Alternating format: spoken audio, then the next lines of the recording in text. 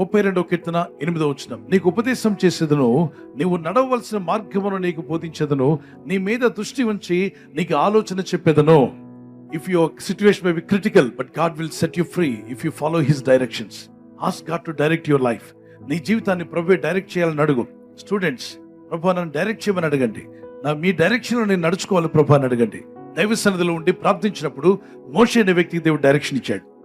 తర్వాత యెహోషువ అనే వ్యక్తికి, he was a great leader. Joshua received God's direction when he was in prayer, when he was reading God's word early in the morning prayer. God made him a great leader. Gideon, he was also praying to God. దేవుని సన్నిధిలో ప్రార్థించాడు. He received God's direction. David, he received God's direction wonderfully, marvelously. అద్భుతంగా దేవుని యొద్ద నుండి direction పొందుకున్నాడు.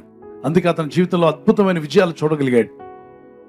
King యెహోషాపాత్ అంటాం తెలుగులో. He received God's direction. He was kneeling down and praying to God. King అయ్యుండి కూడా మోకరిల్లి ప్రార్థన చేసేవాడు.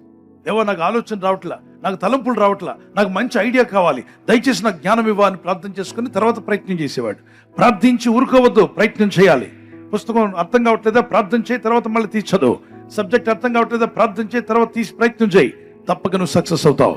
కింగ్ హిజ్కియా 2 రాజుల గ్రంథం 20వ అధ్యాయం 5వ వచనంలో కన్నీళ్లతో ప్రార్థన చేస్తుండగా ఆయుష్ లేదని చెప్పిన వ్యక్తికి 15 సంవత్సరాల ఆయుష్ పెంచాడు దేవుడు.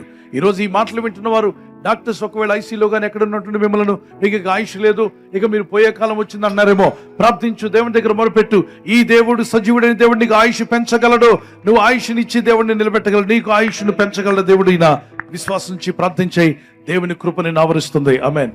జార్జ్ ముల్లర్ చెప్పినటువంటి మాట, word of God is our only standard and the holy spirit our only teacher. ఎప్పుడైతే నా టీచర్ పరిశుద్ధాత్ముడని వాక్యం మీద, దేవుని ఆత్మ మీద ఆధారపడతావో మంచి డైరెక్షన్ దేవుడు ఇవ్వడం ప్రారంభిస్తాడు. ఒకసారి చేతిని పైకెత్తండి. ఈ మాటలు నాతో చెప్పండి. యేసునాథా, నీ కృపలో నేను వర్ధిల్లాలని, నీ చిత్తం నేను చేయాలని, నీ డైరెక్షన్ మాకు కావాలని ఆశతో ప్రార్థిస్తున్నాం నాయన.